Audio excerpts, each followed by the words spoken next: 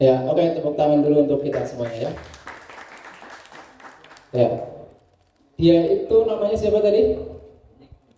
Ya, namanya Nick Vujicic. Itu orang Australia. Dia tidak punya tangan dan tidak punya kaki, tapi bisa menginspirasi jutaan orang di seluruh dunia. Ya.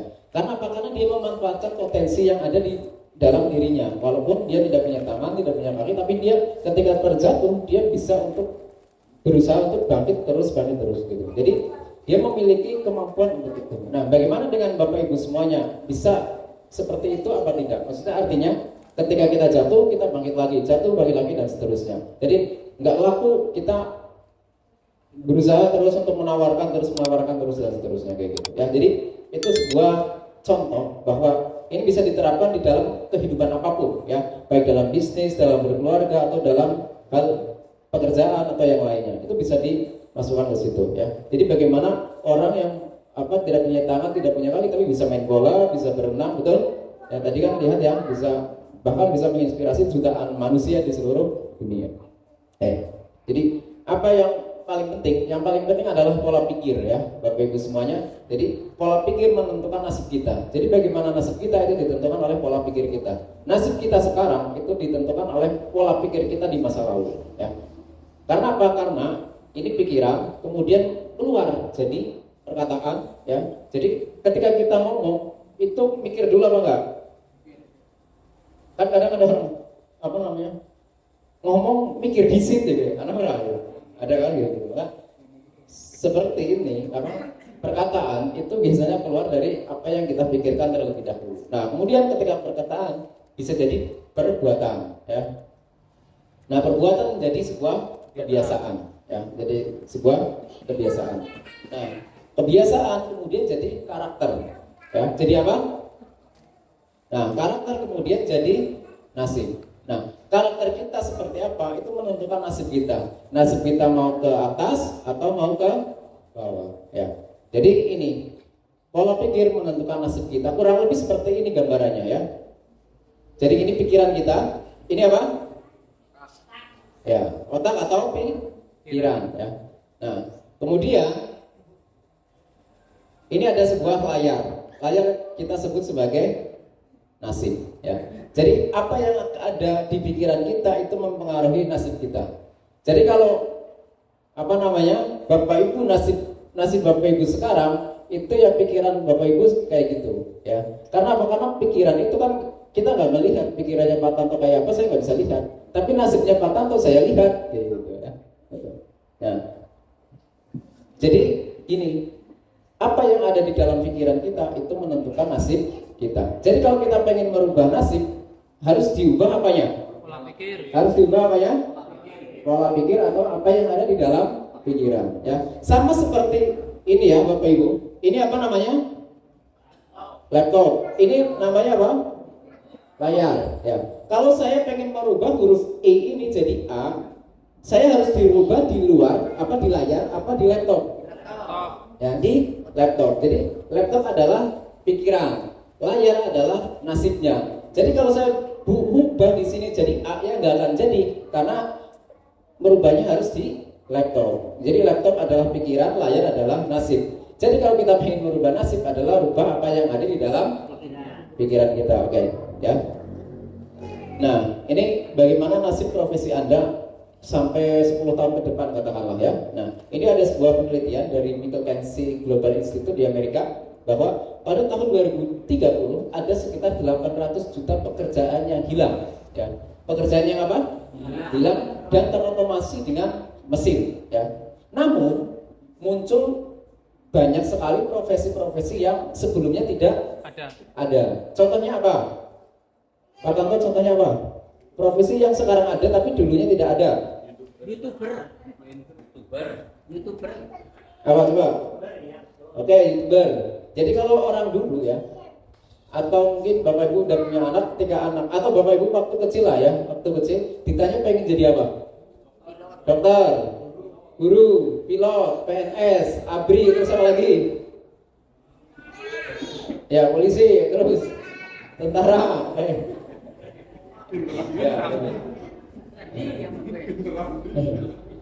Itu dulu, ya.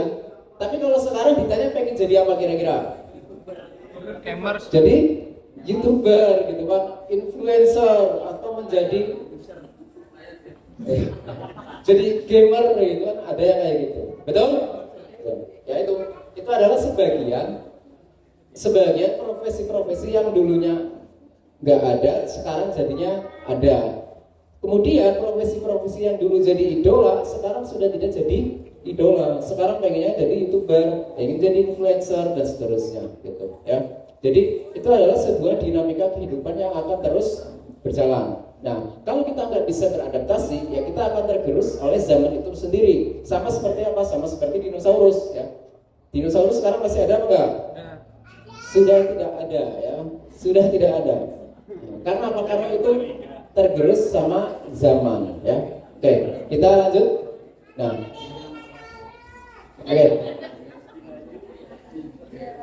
Oke, kita lanjut di perkembangan penggunaan media digital di seluruh Indonesia, ya.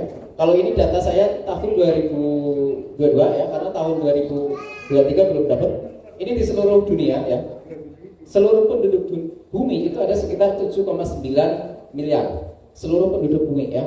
Seluruh penduduk bumi. Nah, ini ada sekitar 8, sekian miliar yang menggunakan mobile phone, ya, mobile phone atau teknologi digital lah. Kadang-kadang kenapa ini lebih banyak orangnya yang menggunakan ini dibanding jumlah penduduknya? Karena kadang satu orang itu bisa punya lebih dari satu gadget, lebih dari satu gadget gitu kan. Punya 2, punya 3, punya 4 dan seterusnya. Nah, kemudian penggunaan internet rata-rata orang yang sudah menggunakan internet di seluruh dunia itu lebih dari 50% atau 4,95 sekitar itu. Nah, kemudian yang menggunakan sosial media atau berhubungan melalui sosial media, WhatsApp, SMS dan seterusnya, ya, sekitar 4,62 miliar di seluruh dunia, di seluruh penduduk bumi. Jadi besar sekali, ya, untuk perkembangan media digital sekarang dibanding dengan 10 tahun yang lalu gitu. Nah, kemudian ini kalau di Indonesia itu sekitar 277 juta orang, ya, manusia di seluruh Indonesia. Nah, yang menggunakan akses berapa? 370 juta. Jadi 100 juta lebih banyak dibanding jumlah penduduknya. Nah, yang menggunakan internet, ya, akses internet ini sekitar 204 juta, lebih dari 50% lagi, ya. Kemudian yang sering menggunakan sosial media, ya, untuk chat atau untuk komunikasi apapun sekitar 191 juta, ya. Oke. Dari ini kita dapat sebuah kesimpulan, ya. Nah, ini beberapa perkembangan penggunaan media digital. Kalau tadi ini kan secara umum, nah ini secara khusus. Ini menggunakan website atau akses internet, kemudian beberapa ada sosial media juga. Nah, kemudian saya akan tunjukkan, ya. Ini media sosial terpopuler per Februari tahun 2022, ya. Per Februari tahun 2022, berarti 1 tahun yang lalu. Kalau yang sekarang penelitiannya belum keluar, datanya belum keluar, jadi belum bisa saya tampilkan, ya. Nah, ini penggunaan paling populer, ya. Nomor 1 apa? WhatsApp, ya. Nomor 1 WhatsApp, nomor 2 Instagram, nomor 3 Facebook, nomor 4 TikTok, dan nomor 5 adalah Telegram. Ini media sosial, ya. Ini media sosial yang sering orang-orang gunakan oleh orang Indonesia, ya. Ini jumlahnya udah banyak banget, ya, sekitar berapa juta ini nggak kelihatan, ya. Nah, ini kalau kita mau menggunakan atau menggunakan media ini untuk bisnis, media apa yang cocok, ya, kurang lebih ada 5 media ini yang kita gunakan. Jadi kalau kadang kan kita mau bisnis bingung nih, mau menggunakan apa, ya, medianya apa, ya, gitu kan. Nah, kurang lebih saya tunjukkan kurang lebih ada 5 media ini yang bisa kita manfaatkan untuk perkembangan bisnis kita. WhatsApp, komunikasi order bisa WhatsApp, kemudian promosi bisa Instagram, kemudian bisa di Facebook juga, kemudian kalau mau joget-joget bisa di TikTok, gitu kan. Tapi ada isinya harusnya, jangan hanya sekedar joget-joget aja, gitu kan. Atau yang berikutnya bisa menggunakan Telegram, gitu ya. Kalau Telegram ini biasanya untuk promosi yang menggunakan channel, kan ada channel Telegram, gitu kan. Karena apa? Karena di situ tidak begitu memakan memori yang cukup banyak. Karena gambarnya itu plot, beda dengan di WhatsApp, gitu ya. Oke, gitu ya. Jadi kalau kita mau menggunakan media sosial, gunakanlah kurang lebih 5 media ini untuk menggunakan untuk mempromosikan bisnis teman-teman ya. Oke. Nah, ini jadi pergeseran penggunaan sosial media. Jadi dulu media sosial itu hanya untuk bersosialisasi saja ya. Bahkan si Mark Zuckerberg di Amerika itu ketika membangun sebuah Facebook itu hanya untuk komunikasi antar lembaga di lingkungannya aja di kampus itu awalnya, tapi kemudian berkembang pesat sampai sekarang untuk bersosialisasi. Kemudian setelah bersosialisasi ada potensi bisnis di situ, ada bisa mempromosikan bisnis gitu kan. Maka penggunaan sosial media itu bukan hanya untuk sebuah komunikasi belaka, tapi bisa untuk urusan bisnis, bisa untuk promosi produk-produk yang kita miliki gitu ya. Jadi ini adalah sebuah kebutuhan dasar yang orang-orang itu sudah melakukan semuanya. Coba di sini yang nggak punya Facebook siapa? Yang nggak punya? Yang nggak punya? Ada? Yang nggak punya? Nggak punya Facebook? Oke. Yang nggak punya Instagram? Nggak punya Instagram ya Pak? Baik. Kemudian yang nggak punya WhatsApp? Nggak punya WhatsApp? Ya? Nggak punya WhatsApp? Oke. Yang nggak punya handphone? Nggak punya handphone Pak? Oke, ya saya rasa hampir 90% di sini sudah memiliki semua media-media yang saya sampaikan di depan tadi ya. Jadi bagaimana kita memanfaatkan itu untuk kebutuhan bisnis kita ya. Oke, di sini yang sudah berbisnis siapa? Yang sudah berbisnis, apapun bisnisnya ya, baik yang kecil-kecilan, yang besar atau yang gak jelas misalkan. Artinya apa gak jelas? Artinya ketika bikin produk itu ketika ada orderan aja gitu. Ada? Ya, gitu. Terus ada yang baru mau mulai. Ada yang baru mau mulai. Baru mau mulai ya. Baru mau memulai ya, belum mulai berarti. Ada yang nggak mau ngacung sampai kapanpun.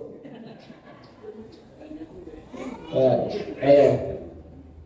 Nah, kita akan bahas bagaimana nanti memulai sebuah bisnis yang simpel, sederhana. Oke. Ini perubahan perilaku konsumen ya. Jadi konsumen sudah sekarang hampir di seluruh dunia itu sudah saling terhubung. Jadi bagaimana kita bisa memanfaatkan keterhubungan itu ya untuk sebuah bisnis kita ya. Oke, ini kita ya peluang adopsi digital bagi bisnis ya. Jadi tren oke ya. Jadi tren digital itu sudah semakin berkembang pesat dan sebagian besar orang-orang sudah memanfaatkan itu untuk kemajuan secara ekonomi gitu. Untuk bisnis terutamanya. Ayo kita tes, semangat pagi. Pagi, semangat luar biasa. Oke, tepuk tangan untuk kita semua.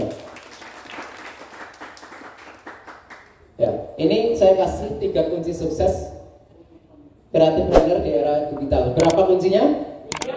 Berapa? 3 ya. 3. Kita lihat. Yang pertama apa kira-kira?